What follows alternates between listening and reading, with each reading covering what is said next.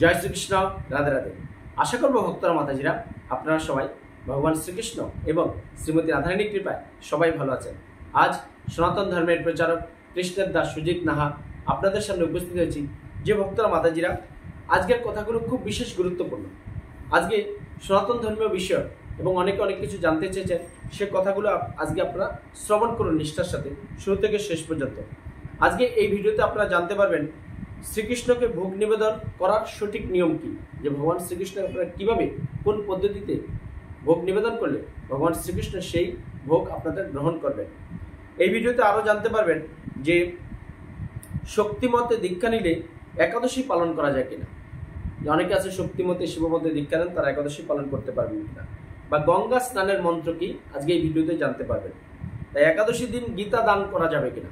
অনেকে আছে একাদশী দিন গীতা দান করেন, সেটা কি শাস্ত্র কি বলছে, একাদশী দিন আপনারা গীতা দান করতে পারবেন।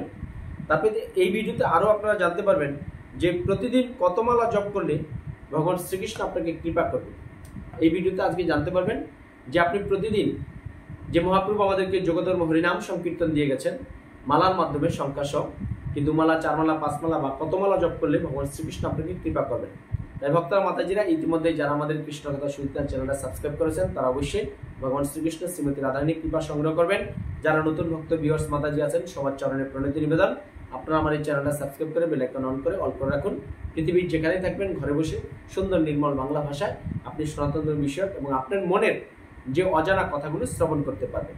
তো এখন আসি মূল পর্বে, যে মুর্শিদাবাদ ভগবানগুলা থেকে উজ্জ্বলা বিশ্বাস জানতে চেয়েছেন যে মহারাজ, ভগবান শ্রীকৃষ্ণকে ভোগ নিবেদনের সঠিক নিয়ম কি। খুব সুন্দর প্রশ্ন। অনেকেই দেখেন আমরা বাড়িতে সমস্ত সনাতনী মানুষরা কিন্তু ভগবান শ্রীকৃষ্ণ, রাধারানী বা অন্যান্য দেবদেবী বা অনেকেরই পূজা অর্চনা করছি, কিন্তু আমরা কি ভগবান শ্রীকৃষ্ণকে সঠিকভাবে ভোগ নিবেদন করতে পারছি? তাই সঠিক ভোগ নিবেদন কিভাবে করবেন। দেখেন, আপনি তো মন্দিরের মতো বিভিন্ন মন্ত্র এগুলো বলতে পারবেন না, বা বাড়িতে এত বলার প্রয়োজন নেই। আপনি একদম কাতরভাবে নিষ্ঠা সহকারে ভক্তি ভরে ভগবান শ্রীকৃষ্ণকে যখন বাড়িতে পূজার্চনা করবেন, ভোগ নিবেদন করবেন, শুধু এই কথাটা বলবেন, পঞ্চতত্ত্ব মহামন্ত্র বলে, জয় শ্রীকৃষ্ণ শ্রী চৈতন্য প্রভু নিত্যানন্দ শ্রী অদ্বৈত গদাধর শিবাসাদি গৌরভক্তবৃন্দ, হরে কৃষ্ণ কৃষ্ণ কৃষ্ণ হরে হরে, হরে রাম রাম রাম হরে হরে। এই পঞ্চতত্ত্ব মহামন্ত্র বলে কাতরভাবে বলবেন যে ভগবান শ্রীকৃষ্ণ প্রভু, আমি তোমার জন্য এই ভোগ ব্যবস্থা করেছি, এই অন্নব্যঞ্জন ব্যবস্থা করেছি, বা এই ফল ব্যবস্থা করেছি, তুমি কৃপা করে সেটা গ্রহণ করো এবং প্রসাদ হিসেবে সমস্ত পার্শ্বদের তুমি বিতরণ করো, তারপরে আমরা যেন সেটা প্রসাদ পাই তোমার। শুধু এটাই বলবেন, একদম কাতরভাবে বলবেন, বিনম্রভাবে, যে তুমি কৃপা করে আমার এই অধমের ভোগটা গ্রহণ করো। ব্যাস, এটাই সঠিক নিয়ম, বেশি কঠিন নয়। আমরা আজকে ধর্ম জানি না বলে ভাবি ভগবান শ্রীকৃষ্ণ বা শ্রীমতী রাধারানীকে কীভাবে ভোগ নিবেদন করবো, ওরে বাবা পারবো না পূজা অর্চনা করতে, ভয়ে কিন্তু আজকে মানুষ পিছিয়ে চলে এসছে। তাই পরের প্রশ্ন ত্রিপুরা থেকে বিউটি জানতে চেয়েছেন যে প্রভু, আমি শক্তিমতে দীক্ষা নিয়েছি, আমি কি একাদশী করতে পারবো? অবশ্যই পারবেন। দেখেন, শক্তিমত, গোস্বামী মত, বৈষ্ণব মত, শিবমত অনেকেই বলে, অনেকেই বিভিন্ন মত বলে, কিন্তু এইসব মত কিন্তু কোনো শাস্ত্রে নেই।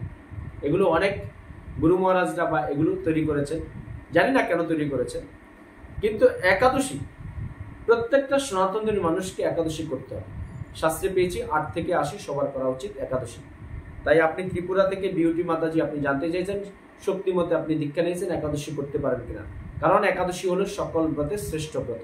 অবশ্যই আপনি একাদশী করতে পারবেন। আপনার পরিবারের সবাই মিলে, স্বামী থাকলে স্বামী, স্ত্রী, সন্তান, পরিবার পরিজন, আত্মীয় স্বজন সবাই মিলে আনন্দ সহকারে একাদশী করবেন। তাহলে ভগবান শ্রীকৃষ্ণের কৃপা সঞ্চয় করতে পারবেন।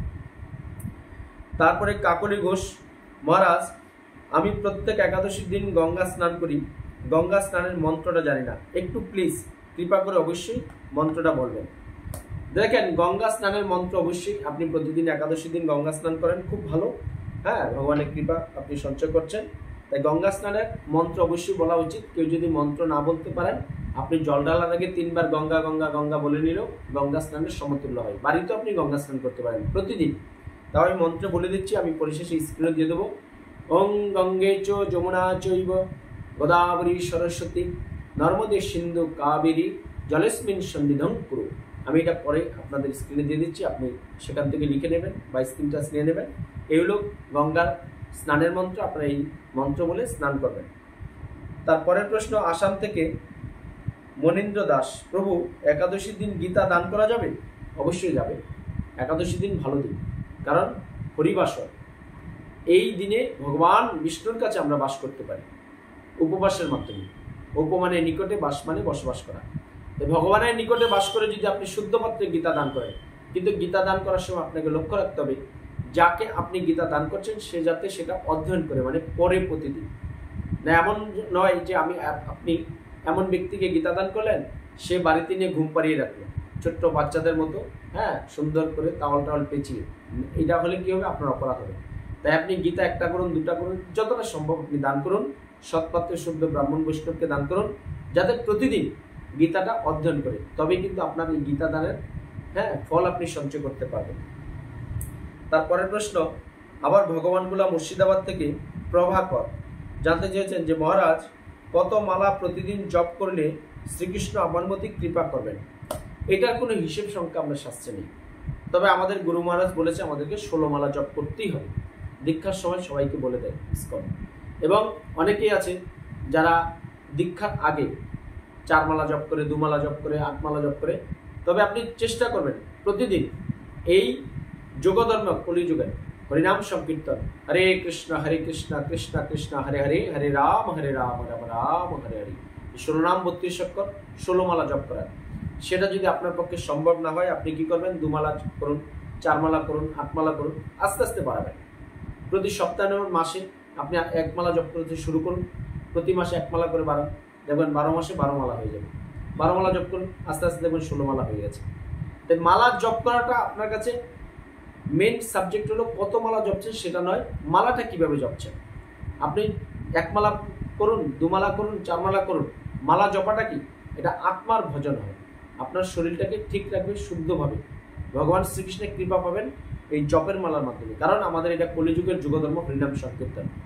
যেই কর্মই করি না কেন, যেই দান করি, ধ্যান করি, জ্ঞান করি, আমরা যেই পূজার্চনাই করি না কেন, ভগবানের সেবাই করি না কেন, যদি আমরা এই মালার মাধ্যমে জপ না করি, তাহলে কলিযুগে কিন্তু আমাদের এই জীবনটা সার্থক করতে পারবো না এবং ভগবান শ্রীকৃষ্ণের কৃপা আমরা সঞ্চয় করতে পারবো না। তাই ভক্তরা মাতাজিরা, যারা কিছু জানার থাকে আপনাদের নাম এবং ঠিকানাটা সুন্দর করে লিখে হোয়াটসঅ্যাপ বা কমেন্ট বক্সে আছে বা আমাকে ফোন করবেন। আপনাদের প্রশ্নগুলো নিয়ে নেক্সট একটা এপিসোডে চলে আসবো। তত অবধি সবাই ভালো থাকুন, সুস্থ থাকুন। আর পরিশেষে আমার সাথে বলুন, জয় শ্রীকৃষ্ণ, রাধে রাধে। জয় শ্রীকৃষ্ণ, রাধে রাধে। গঙ্গা স্নানের মন্ত্র। ওং গঙ্গে চ যমুনে চৈব গোদাবরী সরস্বতী নর্মদে সিন্ধু কাবেরী জলহিস্মিনং সন্নিধিং কুরু। এটা হলো গঙ্গা স্নানের মন্ত্র। আপনারা যারা গঙ্গায় স্নান করবেন, এই মন্ত্র বলে গঙ্গা স্নান করবেন, তাহলে কি হবে? গঙ্গা মা আপনাদের কৃপা করবে। সবাই ভালো থাকুন, সুস্থ থাকুন। হরে কৃষ্ণ। জয় শ্রীকৃষ্ণ, রাধে রাধে। ভক্তরা মাতাজিরা, সর্বদা হরে কৃষ্ণ মহামন্ত্র জপ করুন, সংসার জীবনে সুখে থাকুন এবং এই দুর্লভ মানব জীবনকে যদি আপনারা সার্থক করতে চান, সবসময় কৃষ্ণ চেতনা, কৃষ্ণ ভাবনায় জাগ্রত থাকতে হবে। এই দুর্লভ মানব জীবন আমরা পেয়েছি, তাই আমরা ভগবান শ্রীকৃষ্ণের মুখনিসৃত শ্রীমদ্ভগবদ্ গীতা প্রতিদিন অধ্যয়ন করুন, একাদশী ব্রত পালন করুন, তাহলেই দেখবেন যে মানব জীবন কি করে সার্থক হয় সেটার রাস্তা আপনারা অচিরেই খুঁজে পাবেন। তাই আপনারা পৃথিবীর যে যেখানে থাকবেন, আমাদের এই কৃষ্ণকথা সুজিত নাথ চ্যানেলটা সাবস্ক্রাইব করবেন, আমাদের ভিডিওগুলো শেয়ার করবেন, আপনার বন্ধুবান্ধব আত্মীয় স্বজন আপনার মাধ্যমে জানতে পারবে যে সনাতন ধর্মের অজানা কথাগুলো, শাস্ত্রীয় কথাগুলো। তাই সবাই ভালো থাকুন, সুস্থ থাকুন। পরিশেষে বলুন, জয় শ্রীকৃষ্ণ, রাধে রাধে, হরে